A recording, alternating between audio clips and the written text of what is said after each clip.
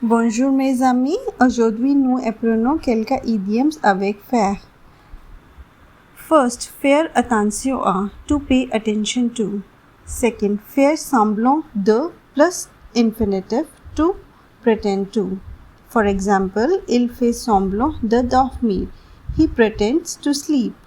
Third, faire peur à quelqu'un, to frighten someone. For example, vous me faites peur. You frighten me. Fourth, faire demi-tour, to turn back. Fifth, faire escale, to make a stopover. For example, l'avion fait escale à Paris. The plane stopped in Paris on the way to another destination. Thank you friends. Bye-bye.